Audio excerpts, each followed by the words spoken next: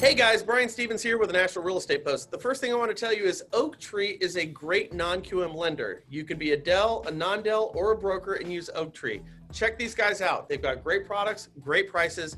In order to find that out, all you have to do is click this banner right over there or somewhere in this ecosystem. Now, with that said, I think I have the perfect speaker or opportunity to have a conversation with somebody who really embodies where we need to be in 2020.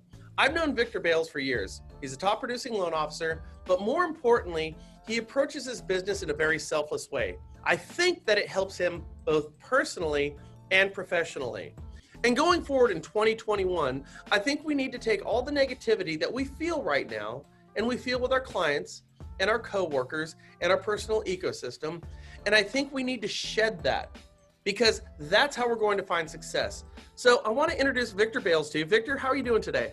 I'm doing real good up here in Detroit, Michigan, and it's cold outside, and it's kind of a slow week, so I'm taking advantage of this, kind of working at home today. Good for you, good for you.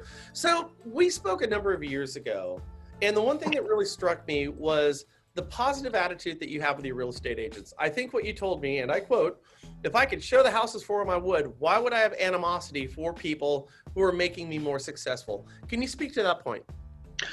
Well, realtor agents and let's just call them all partners. They're a pretty important part of my business. And through the years, and I'm going on 20 years here, I have let's call them my tier 1 agents, my tier 2 agents, my tier 3 agents. Tier 1s, meaning I get regular referrals.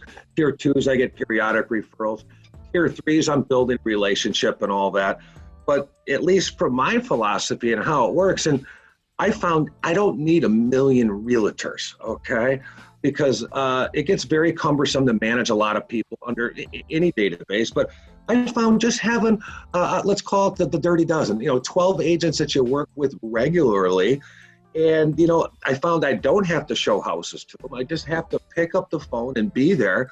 And I found in 2020, because of volumes going up across the country, that I was more the deal saver because of all the turn times at some of these mortgage companies, where I actually created some new relationship with realtors because they've heard of my reputation in town and knew we could get it closed, and we can close it in less than 30 days. In fact, sometimes we close them in 10 days, and don't quote me on that there, because, that's the trump card we use when we have to. If we got to get it done, we'll get it done. But I like to maintain a 30-day turn time. But realtors are great for my business. We need them. They need us. We need them. And I tell a realtor, my job is to get you to the table, regardless if you use me as a lender or not. Interesting. So even my tier 1 agents, they have a deal possibly blowing up, or they just don't know where it's at, and they're looking for a status. These loan officers are not calling them back. They can't get through the gauntlet to get information. So they'll call me and say, hey, here's what's going on. What do you think is happening? And I'll say, well, in my experience, I think this could be happening or that could be happening. Here's the questions you may want to ask the loan officer. And so I may not close that deal, but I was there when they needed me. And sure enough, what goes around comes around. You got to give to get. And all of a sudden, a month later, boom, here comes another bone. Or I get I'll get a good Facebook, ping saying, hey, thanks for Vic for helping us out, even though you weren't involved in the deal. Situation. So I thought that's kind of cool. And people just know. And here's another thing. We have an MSA inside a Keller Williams branch here, and we're the preferred lender. But a lot of, and I have at our office, we have 7 loan officers that get to rotate in and out of there. And I get up at the weekly meetings and I tell the agents, I go, look, you don't have to use us as a lender. We just want to be a good referral source to you.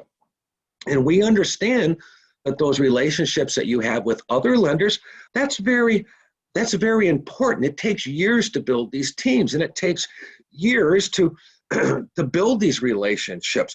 And so with that said, after these meetings or when we're in any environment where we're seeing each other, I'm very approachable to these agents because they know I'm not going to be begging them for business and doing this, and I'm very approachable for questions and that.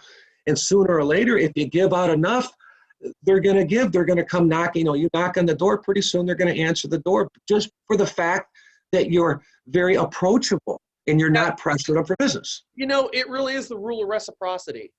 When you give without the expectation of getting something in return, that you're really playing the long game with your business, not the short game.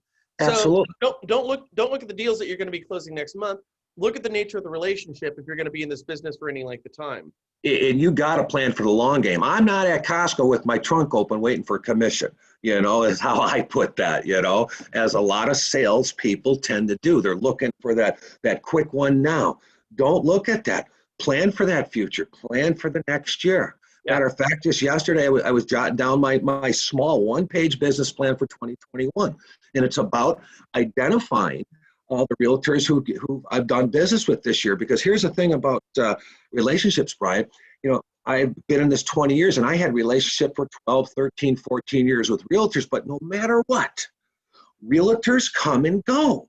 You could be their number one lender for years and years, and all of a sudden the relationship, not that there's anything wrong with the relationship, it's just that maybe they moved to another broker, they have an inside lender, or it's just they just kind of switch gears. So don't be afraid to let a realtor go or saying, oh my God, I'm never going to work with them. What happened? Nothing probably happened. Yeah, it is the two biggest lies. My broker of record years ago, Mike Soldati, told me, he goes, the two biggest lies as a lender you're going to hear from a realtor is, one, you'll get all my business, and two, I'll never use you again. And it really is that. It is kind of a revolving door. But we need to be vigilant right now because we're in a refinance market where people are heavily leveraged. That scares me. That scares me. According to the Mortgage Bankers Association, we did $4 trillion this year. We're going to do 2.7 next year. And that fall off is going to be in our refinances. So if you are, say, 80-20 with 80% being refinances, imagine losing 35% of your 80% of your business. It becomes kind of catastrophic. So here's the reason I wanted to have you on here is because I love how you engage real estate agents in a very positive manner. But it's not just an aw shucks approach to how you do things. It's very strategic and very calculated. I sat down with you and you had a PowerPoint presentation that you ran out to every real estate agent saying, here's how I'm going to improve your business, and this is kind of what I expect in return. Can you speak to that point? Well, one of our philosophies is when I got into business, I interviewed 40 agents, and I was new to the business a long time ago, and I said, what's the number one complaint you've got with lenders? And the overwhelming number one answer was communication. Yes. I've done this thing 10 times, and every single time it's always communication. It's always communication, and and it's funny. As my old man always said, Vic, all you got to do to be a star is do something, because the rest of them ain't doing nothing. So it's pretty simple. You got to pick up the phone. So I started, and I built a communication system, which I built my own CRM, and I actually don't use that anymore. I switched over to another system, which I didn't need because I built my database and I built a reputation with agents. But then we started to move in as how can we help realtors build their business? And so I have an assistant, Monica, and she handles my marketing and that because I couldn't do it on my own. Either I can do Facebook ads for people or I can originate loans. I need to be the singer in the band. I need to originate loans. So we started realtors helping them with their website, their Facebook pages, their LinkedIn. But over the last few years, these realtors have really gotten a lot smarter. And if they're with a decent brokerage, these brokerages are supplying them the tools they need to do this. And along with the listing booster, which we actually utilize for our agents as well, they're not so needy and wanting. They still want you to be there because they say, Vic, I don't need the Facebook. I've got that. Vic, I don't need the LinkedIn. What I need is a good lender just there when to pick up the phone or answers questions if I have a deal blown up. And so that's the small reputation we built in our little community, but I think it was just the fact that we were offering to help and show, hey, if you ever need help, come on in and we're going to try to help you out. What a novel idea. Hey, if you want to build your business, pick up your phone and be in service of those who are going to get business. Here's a cool one. Now, this is a cool one here because, over here at our Highlands office in Brighton, Michigan, we built what's called a cyber center. Okay. And this is where agents can come in. And I don't care if the agent's working with us as a lender or not. Danielle Boot, she's the branch manager at our office. We'll let agents come in and we've got free Wi-Fi. We've got all this. We've got a recording studio. We've got a green screen. We've got everything like that. We say, hey, just come on in, do your prospecting in the morning. Instead of meeting a customer at Panera Bread, bring them in here because you're sharing personal information. So what we did is I like to write music and sing and all that stuff too, right? So, you and Frank.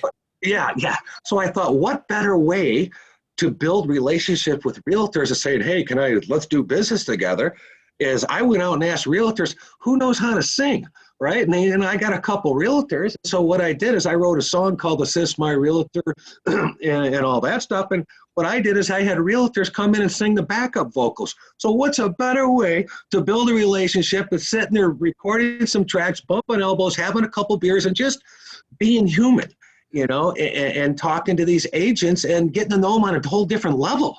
And you bring up a really great point. You don't have to play a guitar. You don't have to sing. You don't have to invite realtors to sing.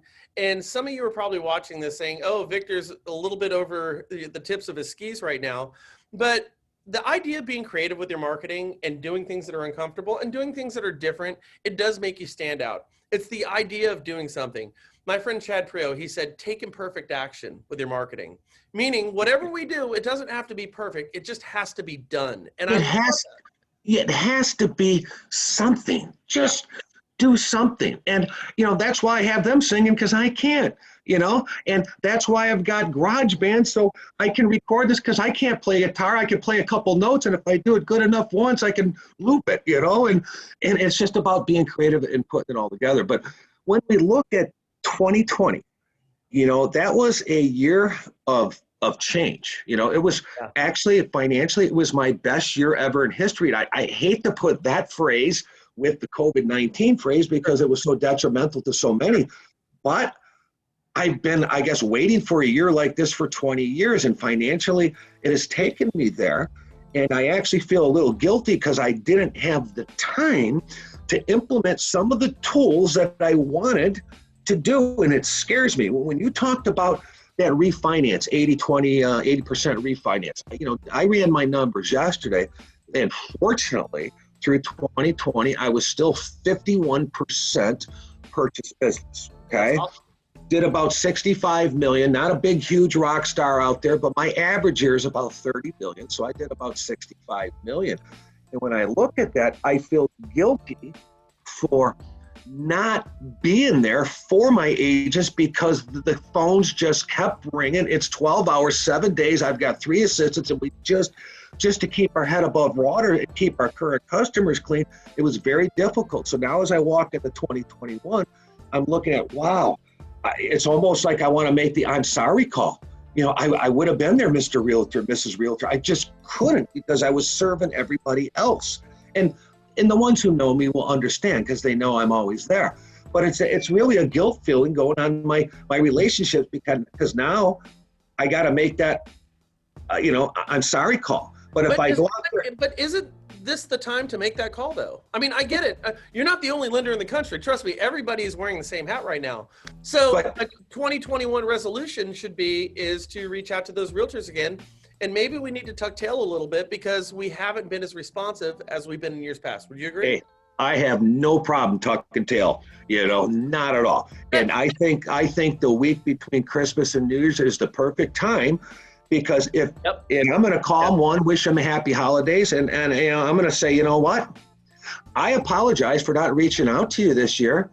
Do you accept my apology? Because if they say no, they're going to hang up the phone, blah, blah, blah. But of course, they're probably all going to say, yes, I accept your apology. Okay, now we move forward. I just put that conversation behind me. I let them know why. Now, what can I do to be better this year? Not to gain your business, but what can I do to be better as a loan officer? And then also use that to say, what other experience did you have with other lenders? Were they off the map too? And if we go through this again, what can I do differently? Maybe, I don't know. That's what I'm just thinking right now. No, and I'll tell you what, for those who are watching right now, is having any variation of that conversation means you're going to be the only lender in your market having that conversation. And you might get some brushback, and that's okay. It comes with the territory. That's why we make the call, is because we expect the brushback. But what you'll do is you'll find that you can rekindle some relationships with some agents who can help you in 2020. Hey, Victor, listen, I got to let you go right now, but thank you so much for your time. I appreciate everything that you do for the business.